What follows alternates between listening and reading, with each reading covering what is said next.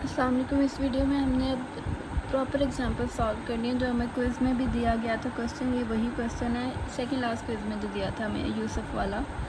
तो इसके अंदर आपको एक ट्रायल बैलेंस गिवन है, ये अनएडजस्टेड ट्रायल बैलेंस है। इसके अंदर आपको एडजस्टमेंट्स भी बताई गई हैं, उसकी स्टेटमेंट्स गिवन है हमें, और हमने क्या करना है उन स्टेटमेंट्स में से इंफॉर्मेशन को एक्सट्रैक्ट करना है और अपने ट्रायल बैलेंस में हमने लेबलिंग वगैरह करके इसके बाद हमारा फाइनल आउटपुट क्या हमें चाहिए, statement of profit and loss और स्टेटमेंट ऑफ फाइनेंशियल पोजीशन चाहिए हमें।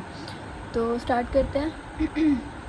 मैंने क्या किया है, मैंने सबसे पहले अपने ट्रायल बैलेंस को लेबलिंग की है।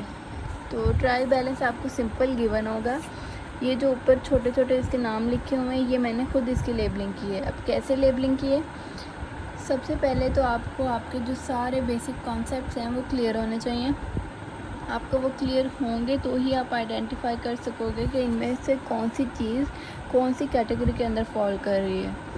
तो मैं अगर आपको बताऊं तो सेल्स क्या है, सबसे पहले हमने पढ़ा था बेसिक कॉन्सेप्ट जो थे, बेसिक 5 एलिमेंट्स हमारे जो थे कौन कौन से थे अकाउंटिंग में, एसेट्स, लायबिलिटीज़, कैपिटल, रेवेन्यू और एक्सपेंस। तो ये सेल्स क्या है, रेवेन्यू के अंडर फॉल कर रहा है, तो मैंने इसके साथ लेबल लगा दिया रेवेन्यू का। देन हमारे रिटर्न इनवर्ड्स और रिटर्न आउटवर्ड्स। रिटर्न्स का कॉन्सेप्ट आई डोंट नो मैंने अब वीडियो बनाई थी कि नहीं, बट रिटर्न इनवर्ड्स जो होते हैं ये होते हैं कि आपके सेल्स रिटर्न, मतलब आप बिज़नेस कर रहे हो, आपने अपने कस्टमर को कोई प्रोडक्ट बेची थी, अब वो कस्टमर वापस लेकर आ गया है कि अब इसमें कोई ना कोई ख़राबी है और मैंने ये नहीं लेना, आप ये रिटर्न कर लो। वो होगा आपका रिटर्न इनवर्ड, उसको आप कहते हो सेल्स रिटर्न, ठीक है। और जो आउटवर्ड होते हैं, आउटवर्ड वाला होता है कि आपने अपने बिज़नेस के लिए इन्वेंट्री ख़रीदी और उस इन्वेंट्री में कुछ डिफेक्ट निकला है, आप वो इन्वेंट्री उठाकर ले गए हो जिससे आपने ख़रीदी थी उसके पास, और उसको कह रहे हो कि इसमें आपके डिफेक्ट है, हम ये इन्वेंट्री रिटर्न करने आए हैं। वो होगा आपका परचेज़ रिटर्न, आउटवर्ड रिटर्न, ठीक है। इसमें दोनों की प्राइसेस उसने दी हुई हैं। इनवर्ड की है आपके पास 6341 एंड आउटवर्ड की है 1902 रुपीज़ डॉलर्स, ठीक है। ऐसे ही तो अब मैंने इनको लेबल क्या कर लिया, सेल्स रिटर्न और परचेज़ रिटर्न। अब ये सेल्स रिटर्न और परचेज़ रिटर्न ये मेरी जाकर सेम ऐसी टर्म्स, यही टर्म्स यूज़ होनी है मेरी statement of profit and loss में। कहाँ पर यूज़ होनी है मैं बताऊँगी आपको। Receivables and payables. रिसीवेबल्स अब आपका क्या होता है, अगर आपको याद हो तो 5 बेसिक एलिमेंट्स के अंदर से अगर हम देखें तो ये कौन सी कैटेगरी में फॉल करता है, ये आपका एसेट होता है। रिसीवेबल होता है आपका जो आपके पास पैसे आने हैं, आप उसके अगेंस्ट प्रोडक्ट दे चुके हो लेकिन अब आपके पास वो क्लाइंट ने पैसे देने हैं आपको, ठीक है, वो आपके रिसीवेबल हो गए। पेएबल हो गए कि आपने किसी से प्रोडक्ट ले लिया है एडवांस में लेकिन अभी उसको पैसे नहीं दिए हैं, पैसे भी देने हैं, वो आपकी होगी लायबिलिटी, ठीक है। तो पेएबल्स आपकी लायबिलिटीज़ होती हैं और रिसीवेबल्स आपके एसेट होते हैं। तो इन दोनों की भी उन्होंने सेम ही रो के अंदर दोनों की प्राइस दे दी है। अब आगे आपकी ऑफिस इक्विपमेंट। अगर तो आपके एसेट का एज इट इज़ नाम दिया हुआ है, इसका मतलब होता है वो आपका नॉन करंट एसेट है। नॉन करंट एसेट कौन से होते हैं, लॉन्ग टर्म एसेट होते हैं। लॉन्ग टर्म एसेट कौन से, जो कि बिल्डिंग वगैरह, आपकी बिल्डिंग होगी, मशीनरी होगी, व्हीकल्स हो गए, ये सारी चीज़ें जो कि आपके बिज़नेस को रन करने के लिए मस्ट चाहिए होती हैं और आपका रेवेन्यू प्रोड्यूस करने में आपकी हेल्प कर रही होती हैं, वो लॉन्ग टर्म के बेसिस पर वो आपके होती हैं नॉन करंट एसेट्स। इसको अगर नॉन करंट एसेट लेबल कर रहे हैं तो ये कहाँ जाके लिखेंगे, स्टेटमेंट ऑफ फाइनेंशियल पोजीशन के अंदर। आप स्टेटमेंट्स वाली वीडियोस लाजमी इसको करने से पहले देख कर आना ताकि आपको आइडिया रहे कि मैं किस किस चीज़ के बारे में बात कर रही हूँ। अब इसके नीचे इसकी कॉस्ट लिखी हुई है और एक्यूमुलेटेड डेप्रिसिएशन लिखी हुई है एट 1 दिसंबर 2002 की। अगर आप देखो तो ये ट्रायल बैलेंस 2003 का है, 30 नवंबर, और ये कौन सी डेट है, 1 दिसंबर 2002। इट मीन्स कि ये इसके इनिशियल ईयर, जब ये साल स्टार्ट हुआ था, ये तब का बता रहा है। इस वक्त आपके पास इतनी इसकी डेप्रिसिएशन जो है हुई थी इसके ऊपर, इस प्रोडक्ट के ऊपर। अब इसमें भी आपको अगर डेप्रिसिएशन का कॉन्सेप्ट नहीं आता है तो आपको ये समझ में नहीं आएगा। तो इसकी सॉरी, इसकी कॉस्ट, एक्चुअल कॉस्ट कितनी थी ऑफिस इक्विपमेंट की, इतनी, और उस साल इसके ऊपर डेप्रिसिएशन कितनी लगी उस साल तक, एक्यूमुलेटेड है। एक्यूमुलेटेड मतलब उस साल तक जब से लिया है तब से लेके उस साल तक जितनी भी इस पे डेप्रिसिएशन लगी है उस सब का सम करके उसने हमें बता दिया इतनी लगी है, ठीक है। सेम ऐसे ही अगला भी नॉन करंट एसेट है, उसकी भी कॉस्ट गिवन है और उसकी भी एक्यूमुलेटेड डेप्रिसिएशन उस साल तक की दी हुई है। फिर आपके पास है इन्वेंट्री। इन्वेंट्री कब की है ये? 2002, 1 दिसंबर 2002। अगर आप प्रॉपर टाइमलाइन बनाओ तो आप जिस साल के एंड के लिए ये आपको ट्रायल बैलेंस दिया हुआ है उस साल का स्टार्ट बनता है ये डेट। इट मीन्स ये इन्वेंट्री जो है इसकी ओपनिंग इन्वेंट्री होगी, ठीक है। और ओपनिंग इन्वेंट्री कहाँ जाके लिखते हैं हम? Statement of profit and loss के अंदर चाहिए होती है। कहाँ चाहिए होती है वो हम बाद में देखेंगे।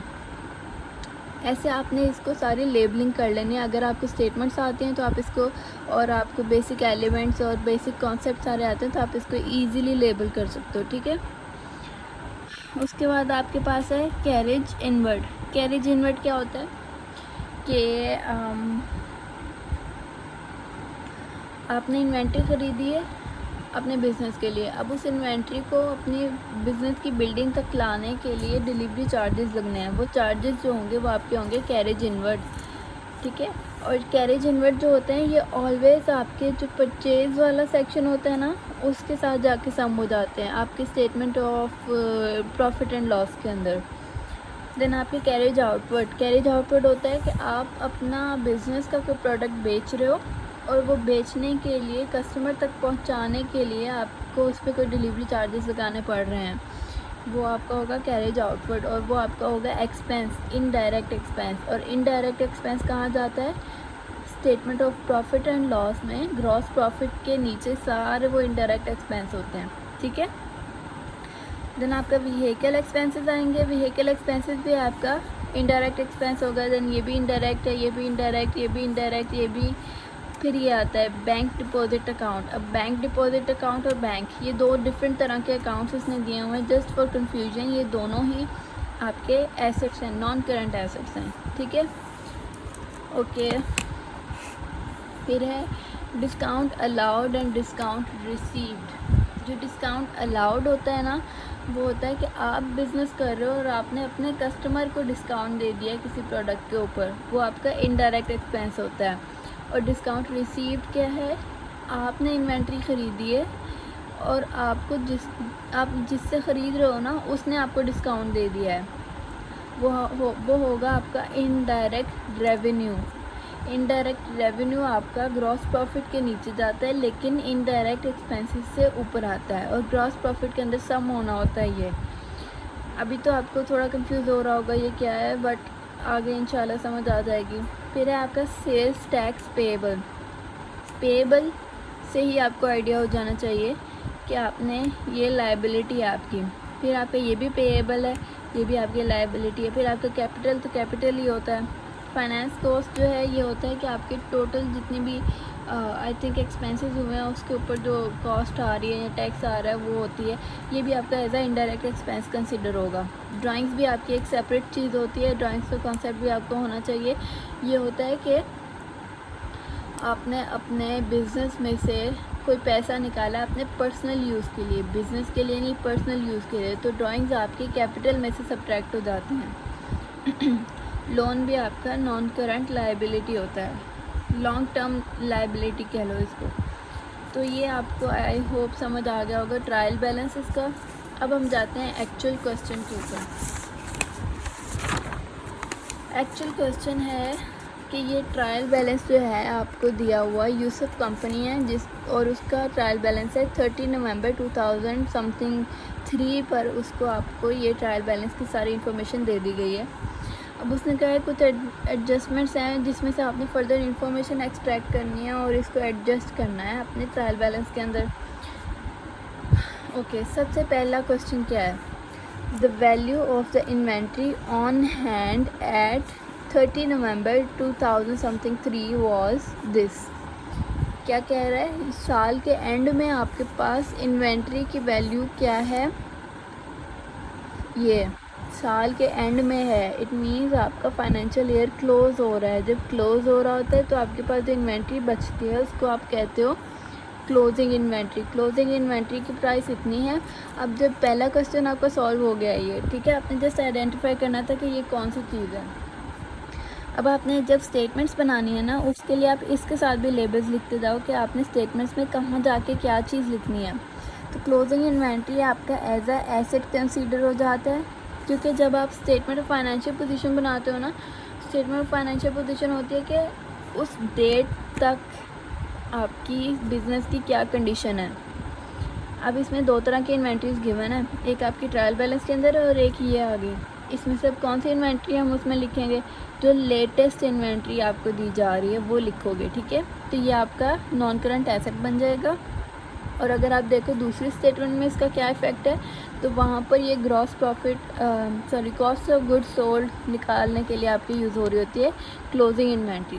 ओके, सेकेंड क्वेश्चन पर आते हैं। सेकेंड क्वेश्चन क्या है, the bank deposit was made on 1 जून 2003। अगर देखो कि आपका साल स्टार्ट कब हुआ था, आपका साल स्टार्ट हुआ था कुछ दिसंबर 2002 में जाके और एंड हुआ है नवंबर 2003 में, कुछ इतना बन रहा है टाइमलाइन, ठीक है। और ये कब पे कर रहा है, जून में। तो ये जून क्या है, साल का हाफ हो गया, मतलब हाफ में जाके उसने अपना एक बैंक डिपॉजिट करवाया है, एक नया अकाउंट खुलवा लिया है, ठीक है, उसमें पैसे सबमिट करवाए। This account earns interest eight 8% per annum. कह रहा है अगर साल के हिसाब से लगाया जाए तो इस अकाउंट के ऊपर 8% का इंटरेस्ट लगेगा, जो टैक्स होगा इसका, ठीक है। The balance shown in the laser is the only deposit made into this account. वो कह रहा है जो ट्रायल बैलेंस के अंदर आपको बैलेंस शो किया गया है ना, सिर्फ वो पहला बैलेंस है जो इसमें स्टोर करवाया गया। इससे पहले कोई ट्रांजैक्शन नहीं हुई इसमें, इसके बाद कोई ट्रांजैक्शन नहीं हुई। तो सबमिट ही कब करवाया हमने इसमें पैसे, 1 जून को। और हम कब का कब की स्टेटमेंट बना रहे हैं, 30 नवंबर। तो अभी तो सिर्फ 6 महीने हुए हैं। और वो कह रहा है कि पूरे साल का अगर लगाओ तो 8% बनता है। अगर आप पूरे साल वाली प्राइस के अकॉर्डिंग उसके ऊपर परसेंटेज लगाओ तो जो प्राइस बनती है ना, निकलती है, उसका आप हाफ़ ले लो, क्योंकि साल का हाफ़ लेंगे वो मैं आपको बताती हूँ क्या होगा। अच्छा, interest it credited on 31 December annually. Okay, I hope मैं ये समझा सकूँ आपको। Okay, bank deposit interest trial balance के अंदर कितना है आपका, बैंक डिपॉजिट अकाउंट और इसका चार्जेस इतने हैं, ठीक है। अच्छा, यहाँ मैंने टाइमलाइन बनाई थी, यहाँ से समझाती हूँ। ओके, बैंक डिपॉजिट आपका कितना है, इतना। और वो क्या कह रहा है, टोटली आपके पास अभी इतना है अकाउंट में, ठीक है। वो कह रहा है कि साल का आपके पास 8% लगता है इसके ऊपर टैक्स इंटरेस्ट। 8% निकालने के लिए आपने क्या किया है, इसको मल्टीप्लाइड बाय 8 और डिवाइडेड बाय 100 किया, तो ये आपका साल का इंटरेस्ट लगना चाहिए, ठीक है। लेकिन आप क्या कर रहे हो, आपके पास जो डेट है वो है जून की। क्या आपने तो सबमिट ही जून में करवाए हैं और 6 महीने के बाद आप उसका इंटरेस्ट पे करने लगे हो, तो आप पूरे साल का इंटरेस्ट तो पे नहीं करोगे ना, आपने तो सिर्फ 6 महीने उसमें पैसे रखे हैं, आप 6 महीने का इंटरेस्ट पे करोगे। इसलिए जून तक क्या बन रहा है, 12 महीने होता है ना साल में, तो जून में किया तो हम 6 महीने उसमें रख रहे हैं, तो इसको 2 से डिवाइड किया तो 6 आ गए। ऐसे ही हम ये पूरे साल का है तो इसको हम 2 पे डिवाइड कर रहे हैं ताकि आधे साल का इंटरेस्ट हमारे पास निकल आए। जब 2 पे डिवाइड किया तो ये हमारे पास आधे साल का इंटरेस्ट है। अब हमें सिर्फ ये पे करना है, ये नहीं पे करना, ठीक है। तो इस तरह से आपने इसकी कैलकुलेशन करनी थी। अब ये आपके पास निकल आया बैंक डिपॉजिट इंटरेस्ट। ये इंटरेस्ट है, ये आपका वो नहीं है सॉरी ये टैक्स मैं कही जा रही हूँ कब से, ये टैक्स नहीं, इंटरेस्ट मतलब कि आपको जो उसके ऊपर पैसे मिल रहे हैं, ठीक है। ये क्या हो जाएगा, ये आपका बनेगा। अच्छा एक और चीज़ कि ये अभी हमें मिले नहीं हैं, ये अभी मिलने हैं। जब ऐसी कोई सिचुएशन आ जाए कि अभी ट्रांजैक्शन हुई नहीं है, होनी है, तो वो आपको अभी पिछली वीडियो में ही मैंने समझाया है। कौन सा कॉन्सेप्ट है वो, एक्रूअल्स का कॉन्सेप्ट है। तो वो आपकी होगी एक्रूड इनकम। एक्रूड इनकम क्या होता है, आपके पास एसेट होता है, कौन सा, नॉन करंट एसेट, इसलिए इसके साथ लेबल मैंने लगा दिया एसेट्स का। और ये क्या है, एक्रूड इंटरेस्ट रिसीवेबल बन जाएगा हमारे पास। वो भी मैंने कहा था ना रिसीवेबल ही बनता है, आपका कॉन्सेप्ट तो रिसीवेबल वाला ही है, ठीक है। और ये तो हो गया सिर्फ स्टेटमेंट ऑफ फाइनेंशियल पोजीशन के लिए।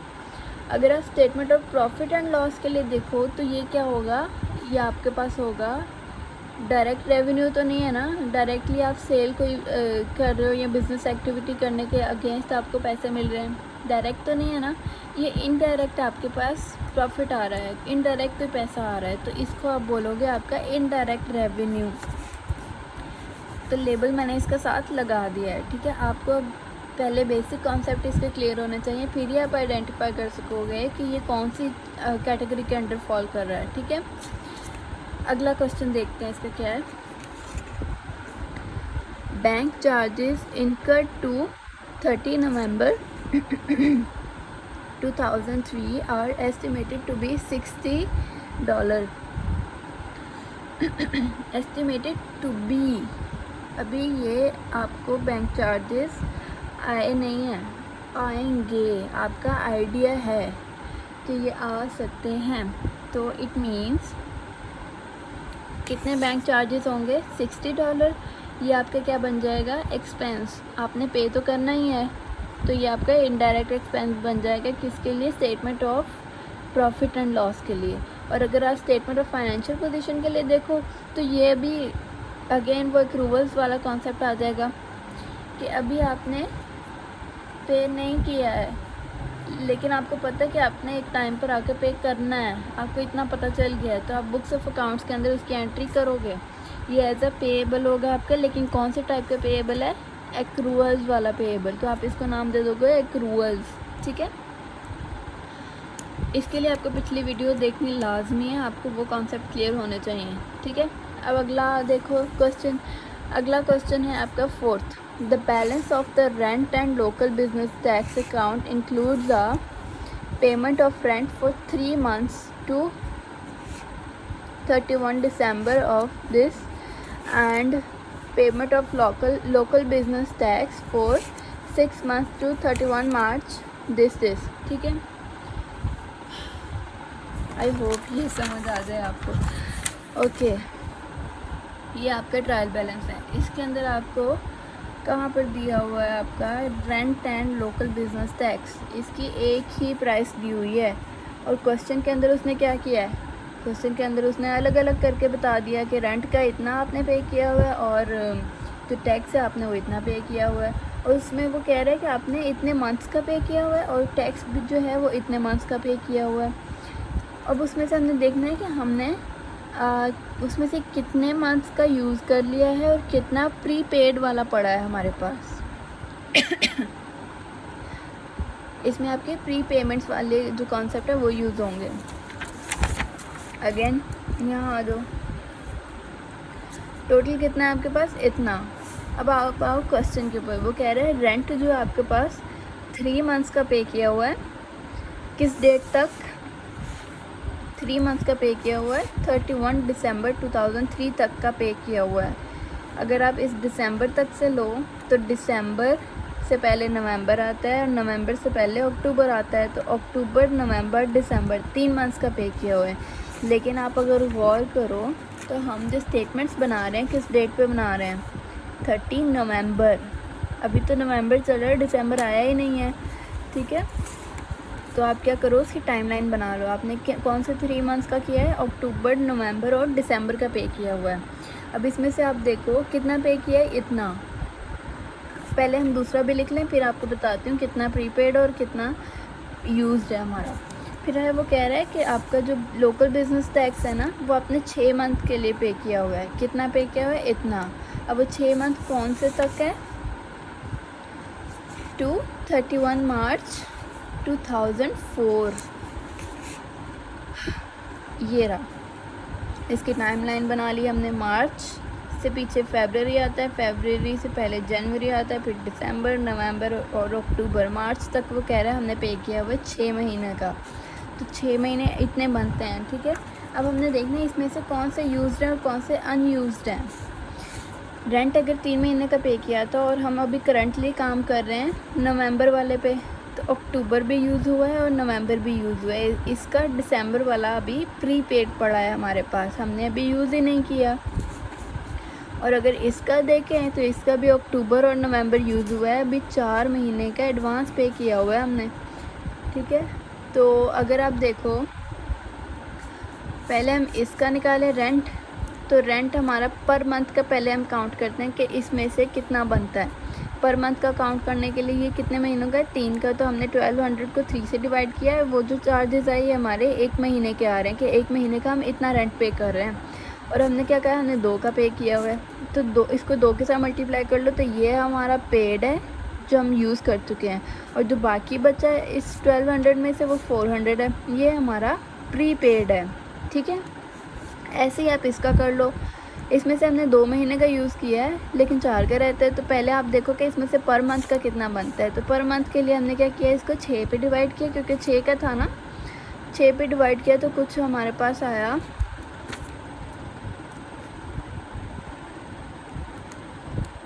इतना 666, ठीक है।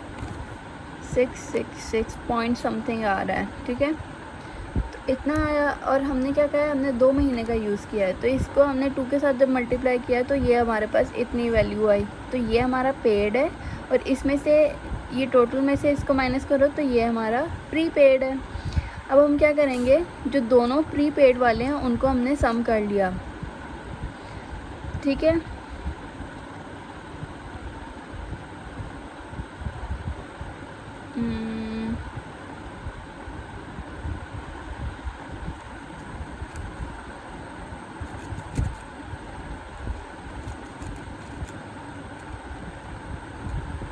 टोटल था हमारे पास 8800 माइनस आंसर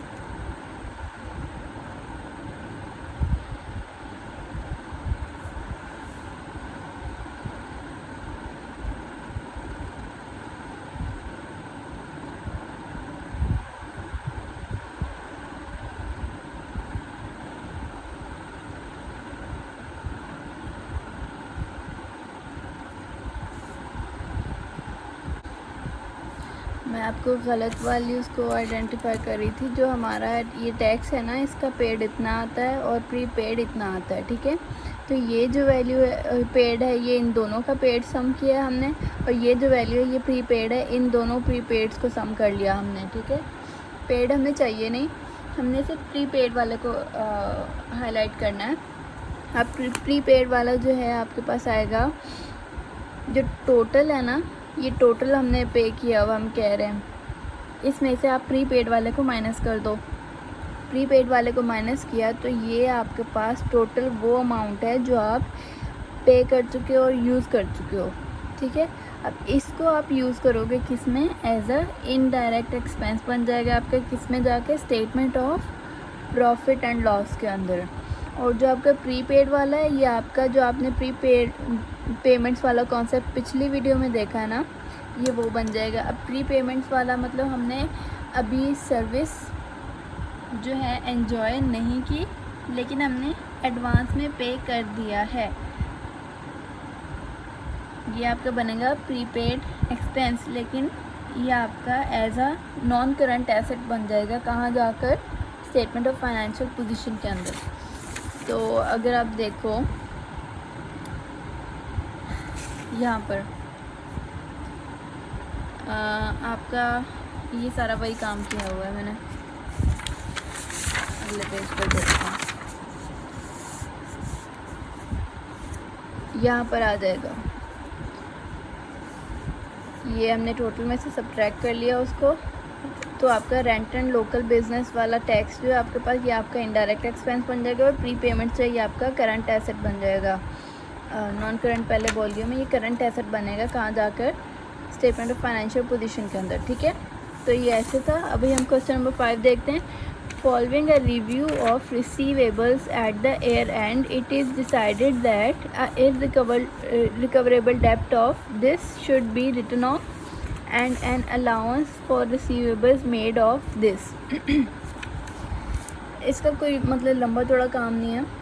अगर आपने ये इरिकवरेबल डेप्ट्स वाली वीडियो देखी हो तो आपको आइडिया हो जाएगा कि हमने स्टेटमेंट ऑफ फाइनेंशियल पोजीशन के अंदर जो रिसीवेबल्स लिखे होंगे ना, उसमें से जाके हमने इरिकवरेबल डेप्ट्स को माइनस कर देना है और जो अलाउंस हमने लिखी है वो भी माइनस कर देनी है। तो ये सिंपली आप उसके अंदर जाके स्टेटमेंट ऑफ फाइनेंशियल पोजीशन के अंदर जाके ऐसे ये पूरा लिख दोगे। आपके रिसीवेबल्स आपके ट्रायल बैलेंस के अंदर इतने गिवन है, मैं आपको दिखा देती हूँ कहाँ पर है। ये रहे आपके रिसीवेबल्स और ये रहे आपके रिसीवेबल्स की अमाउंट, ठीक है। तो ये आपके रिसीवेबल्स हैं। जब आप करंट एसेट्स के अंदर लिखोगे ना रिसीवेबल्स, तो उसके नीचे जाके आप करो लेस इरिकवरेबल डेप्ट इतना और लेस अलाउंस फॉर रिसीवेबल्स इतना। फिर आप रिसीवेबल्स में से ये दोनों वैल्यूज़ को माइनस कर दो, वो आपकी टोटल रिसीवेबल्स लेफ़्ट रह जाएंगे आपके पास, ठीक है।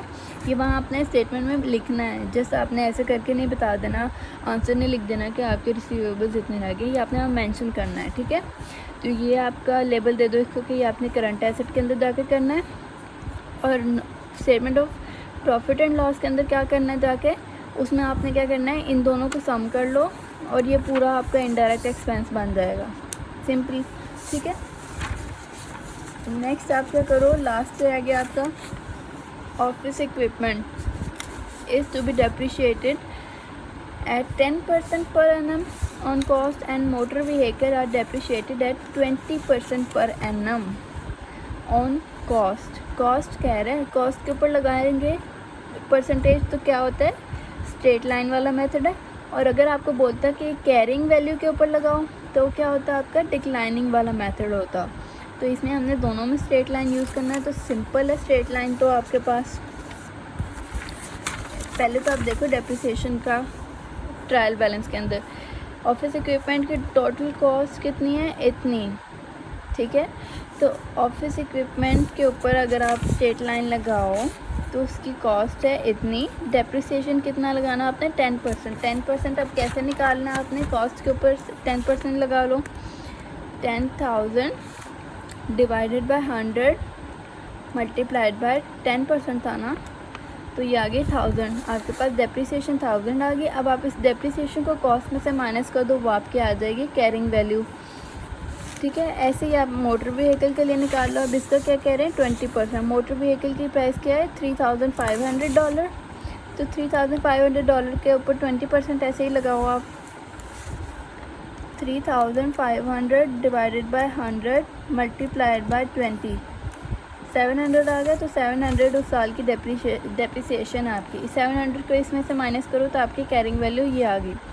तो आप अब इसमें से अगर देखो तो आपके पास जो statement of profit and loss होती है ना, statement of profit and loss होती है कि आप सिर्फ उसी साल के लिए बना रहे हो। तो एक साल के अंदर आपकी कितनी डेप्रिसिएशन लग रही है, आप उसके अंदर सिर्फ ये वैल्यू लिखोगे। लेकिन जो स्टेटमेंट ऑफ फाइनेंशियल पोजीशन होती है ना, उसके अंदर आप उसकी एक्यूमुलेटेड डेप्रिसिएशन काउंट कर रहे हो।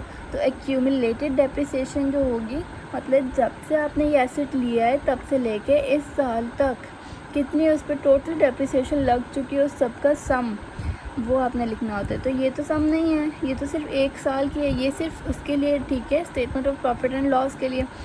लेकिन स्टेटमेंट ऑफ फाइनेंशियल पोजीशन में आप क्या करोगे, इस डेप्रिसिएशन में ऐड करोगे जो इसकी ट्रायल बैलेंस में प्रीवियस डेप्रिसिएशन काउंट की गई है, ये वाली डेप्रिसिएशन, ठीक है। ऐसे ही आप दूसरे एसेट की डेप्रिसिएशन भी ऐड करोगे और ये फिर इसकी बनेगी एक्यूमुलेटेड डेप्रिसिएशन, और इसको आप जाकर लिखोगे स्टेटमेंट ऑफ फाइनेंशियल पोजीशन के अंदर, ठीक है।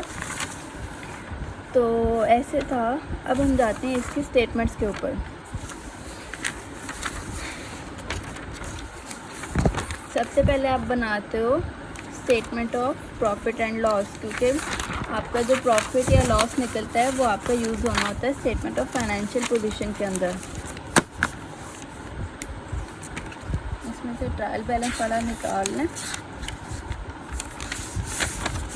ओके, सबसे पहले आपके पास फॉर्मेट आपने यही बनाना, कंपनी का नाम, फिर स्टेटमेंट का नाम, और फिर आप लिखोगे, अगर तो statement of profit and loss है, फिर आप लिखोगे फॉर द पीरियड एंडेड, फिर आगे डेट लिखोगे, ठीक है।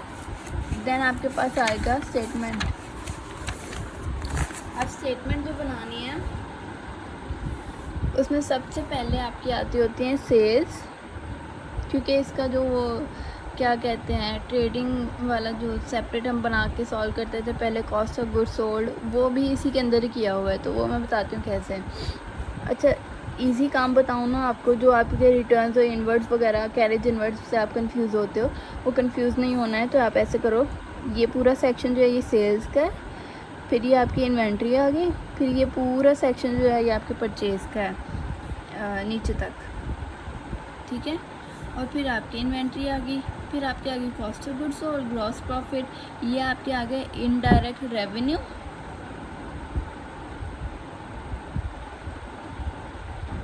आपने इसकी लोकेशंस चेंज नहीं करनी है, जो सीक्वेंस में चीज़ें आ रही हैं ऐसे ही लिखनी है, ठीक है। और फिर ये सारे आपके आगे इनडायरेक्ट एक्सपेंस, लेबलिंग तो पीछे हम कर ही चुके हैं, उसमें से बस उठा कर अब जो सी जिस कैटेगरी के अंडर फॉल करिए वहाँ लिख देना है हमने, ठीक है। सबसे पहले आपके आएंगे सेल्स से रिलेटेड सारे काम। सबसे पहले सेल्स आपके क्या हैं, सेल्स 1255 ये वाली वैल्यू, तो वो हमने लिख दी यहाँ पे। अब जो सेल्स रिटर्न्स हैं, सेल्स रिटर्न कौन से हैं, लेबल हमने दिया था, ये रहे। अब सेल्स रिटर्न क्या है, मतलब सेल्स हमारी हुई थी, उनमें से सेल्स वापस आ गई हैं, मतलब अब उसमें से माइनस करना है कि हमारी इतनी सेल्स नहीं हुई हैं, तो अब क्या होगा, जिसके साथ लेस लिखा होता है ना, उसका मतलब होता है वो ऊपर वाली में से माइनस हो रहा है, ठीक है। अब ये जो रिटर्न है इनको सेल्स में से माइनस करना है, तो उनकी वैल्यूज़ लिख के माइनस कर दिया, तो ये आ गया हमारे पास। अब ये जो है ये आपकी आ गई नेट सेल्स, क्या फाइनल सेल्स आपकी ये हैं, ठीक है। इसके बाद आता होता है आपका ओपनिंग इन्वेंट्री। ओपनिंग इन्वेंट्री हमने ट्रायल बैलेंस के अंदर लेबल किया था, कहाँ पर है ये, तो ओपनिंग इन्वेंट्री आपकी 5000 की है, लिख दिया आपने। फिर आपके पास आ गई परचेजेस। परचेजेस कहाँ पर है आपकी, ये रही, ये लिख दें। फिर आता है परचेजेस के साथ ही कैरेज इनवर्ड। कैरेज इनवर्ड होता क्या है, कैरेज इनवर्ड होता है, बताया था मैंने आपको,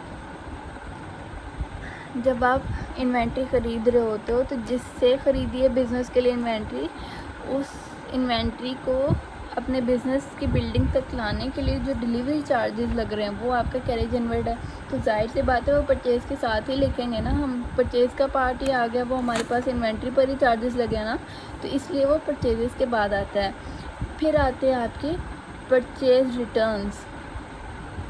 यहाँ पर दो तरह के रिटर्न्स थे, रिटर्न इनवर्ड और रिटर्न आउटवर्ड। इनवर्ड को तो हमने कह दिया था कि ये सेल्स रिटर्न है, और जो आउटवर्ड थे वो हमने कहा था परचेज रिटर्न। तो परचेज रिटर्न की जो वैल्यू है ये वाली, वो हमने यहाँ लिख लेनी है, और ये इन दो को सम करना है, ये आ गया, और ये वाले रिटर्न के इसमें से माइनस कर देना, वो जो वैल्यू आएगी ये आ गई है आपकी नेट परचेज, ठीक है। इसमें से फिर आपने क्या करना है, क्लोजिंग इन्वेंट्री को माइनस करना है। क्लोजिंग इन्वेंट्री को अब आपको किस में से माइनस करना है, पहले आप ओपनिंग इन्वेंट्री और नेट परचेज इन दो का सम करोगे। आई होप नज़र आ रहा हो, जो आपके पास ओपनिंग इन्वेंट्री थी ये, और जो आपके पास नेट परचेज आई ये, इन दो का आपने सम किया तो ये आया। इस सम में से आपने क्लोजिंग इन्वेंट्री को माइनस करना है, ठीक है। अब ये जो माइनस करके वैल्यू आएगी ये होगा आपका cost of goods sold. Cost of goods sold जब निकल आया तो आपने कॉस्ट ऑफ गुड्स सोल्ड को आपने नेट सेल्स में से माइनस करना है, जो वैल्यू आएगी वो हो गया आपका ग्रॉस प्रॉफिट, ठीक है। नेट सेल्स में से कॉस्ट ऑफ गुड्स सोल्ड को माइनस करना है, ये आ गया आपका ग्रॉस प्रॉफिट, ठीक। अब आपने देखना है जहाँ जहाँ आपने इनडायरेक्ट रेवेन्यू को लेबल किया था वो आएंगे आपके ग्रॉस प्रॉफिट के बाद, और ग्रॉस प्रॉफिट के अंदर ऐड हो जाते होते हैं जो इनडायरेक्ट रेवेन्यू होते हैं आपके पास। तो यहाँ पर देखने का ये इनडायरेक्ट रेवेन्यू था, यस ये रहा। डिस्काउंट रिसीव्ड जो होता है ना, ये आपके इनडायरेक्ट रेवेन्यू होता है। तो आपने क्या लिखा है, डिस्काउंट रिसीव्ड आपने इनडायरेक्ट रेवेन्यू के अंदर लिखा है। दूसरा आपका वो जो स्टेटमेंट्स गिवन थी क्वेश्चन की उसमें से निकला था इनडायरेक्ट रेवेन्यू, ये रहा जो इंटरेस्ट लगा था उसके ऊपर, बैंक डिपॉजिट के ऊपर, ठीक है वो। तो ये भी आपका इनडायरेक्ट रेवेन्यू हो गया। फिर है आपके पास जो इनडायरेक्ट रेवेन्यूज़ है ना, ये आपने ग्रॉस प्रॉफिट के अंदर सम कर लेने। ये रहा ग्रॉस प्रॉफिट, इसके अंदर आप इन दोनों को सम करो तो ये फाइनल वैल्यू आपकी आ गई ग्रॉस प्रॉफिट की, ठीक है। अब आपके सारे जो इनडायरेक्ट एक्सपेंसेस थे वो सारे यहाँ आ जाएंगे। अब इनडायरेक्ट एक्सपेंसेस में बहुत सारी चीज़ें थी आपकी, कहाँ से स्टार्ट हो रहा था, ये रहा इनडायरेक्ट एक्सपेंस, ये भी इनडायरेक्ट, ये भी इनडायरेक्ट, ये भी, ये भी, ये भी, ये भी, ये भी, जितने भी इनडायरेक्ट एक्सपेंस बन रहे थे आपके वो सारे आपके यहाँ आ जाएंगे। और इसके अलावा स्टेटमेंट्स में से भी इनडायरेक्ट एक्सपेंसेस निकले थे आपके, जैसे अब ये बैंक चार्जेस थे, फिर आपका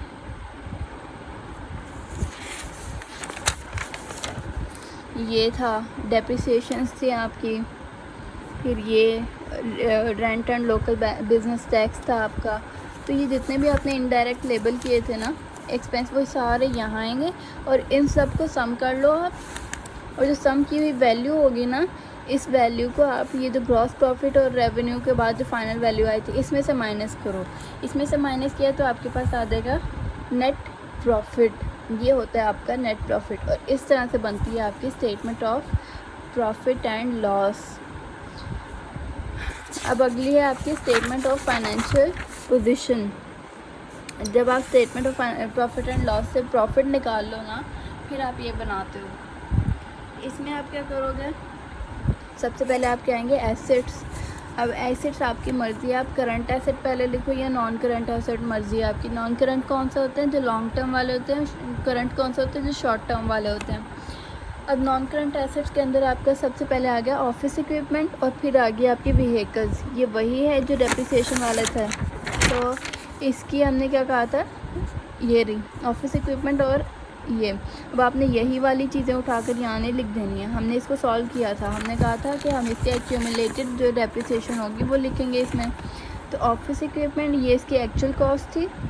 फिर हमने जो एक्यूमुलेटेड डेप्रिसिएशन थे, एक्यूमुलेटेड डेप्रिसिएशन का मतलब क्या था, जो डेप्रिसिएशन इस साल की निकाली थी हमने 1000 प्लस जो ट्रायल बैलेंस के अंदर गिवन थी, ये इन दो का सम किया तो कितनी आई हमारे पास डेप्रिसिएशन, इतनी।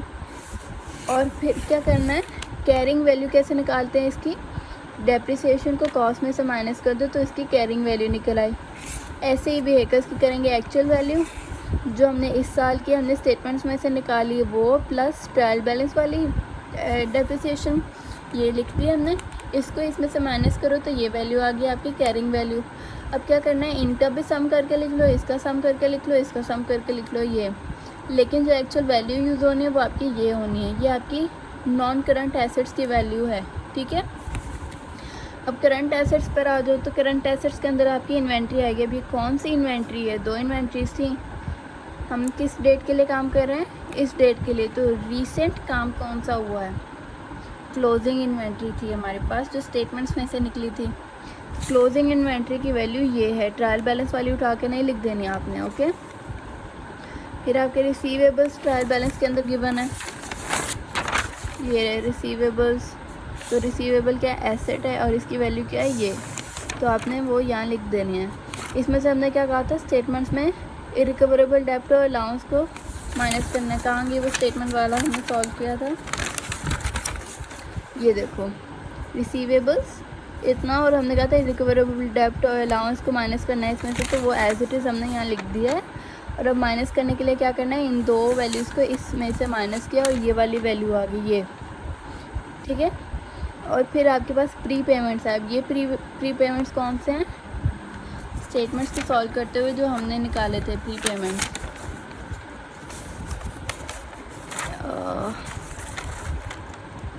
ये रहे प्री पेमेंट्स, ये वाले प्री पेमेंट्स, ठीक है। ये प्री पेमेंट्स हमने यहाँ लिख देना है, ये एज आ एसेट कंसीडर हो जाएंगे हमारे, क्योंकि हमने इसके अगेंस्ट अभी सर्विस तो एंजॉय नहीं की ना, एडवांस में पे किए हुए हैं, तो ये वो प्री पेमेंट्स आ गए। फिर आगे आपका एक्रूड इंटरेस्ट रिसीवेबल्स, ये हमारा इनडायरेक्ट रेवेन्यू भी बना था और हमने कहा था ये हमारा ये एसेट भी बनेगा। तो ये कहाँ गया हमारा एक्रूड इंटरेस्ट रिसीवेबल,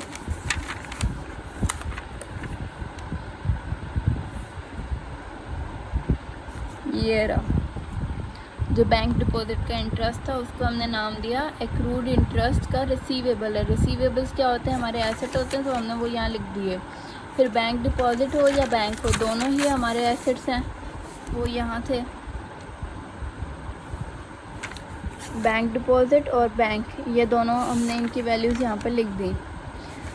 अब क्या करना है, ये जो इनमें से माइनस करने के बाद वैल्यू आई थी, ये प्लस ये सारे, ये जो माइनस कर दिया ये इसमें ऐड नहीं होने, ठीक है, ख्याल रखना है इस चीज़ का।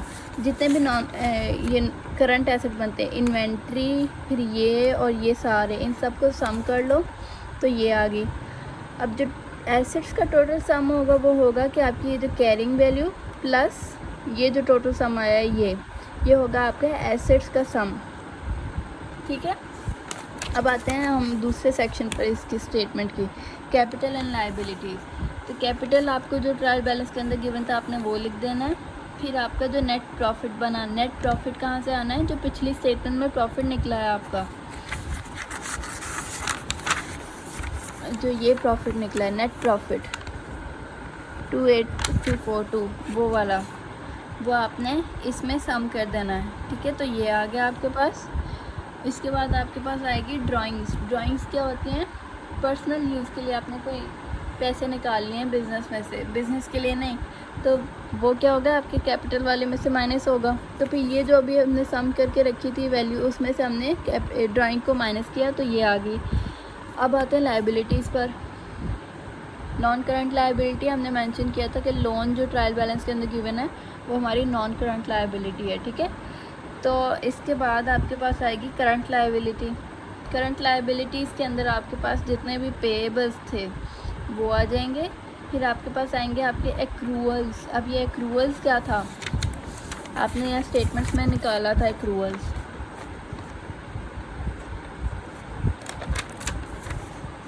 ये रहे बैंक चार्जेस जो आपके बन रहे थे वो आपके इनडायरेक्ट एक्सपेंस थे और पेएबल थे, एक्रूअल्स थे। और ये वो चार्जेस थे जो अभी हमने दिए नहीं है, लेकिन हमें पता है कि हमें अब आने वाले हैं, हमारे सर पे पड़ने वाले हैं, ये एक्सपेंस हमने देने ही देना है, इसलिए हमने इसके एक्रूअल्स का नाम दिया था। तो ये एक्रूअल्स ये एज अ लायबिलिटी होती है हमारी। फिर आगे आपकी सेल्स टैक्स पेएबल, ये भी लायबिलिटी, और एम्प्लॉय इनकम टैक्स पेएबल, ये भी आपकी लायबिलिटी थी। तो आप क्या करोगे, ये जो हैं इन सब को सम कर लोगे, और इन सब को सम करने के बाद आपके पास ये वैल्यू आई, और फिर आप क्या करोगे, ये कैपिटल वाले जो थे इनका सम प्लस ये वाला सम, ये वाली वैल्यू करोगे सम, ठीक है।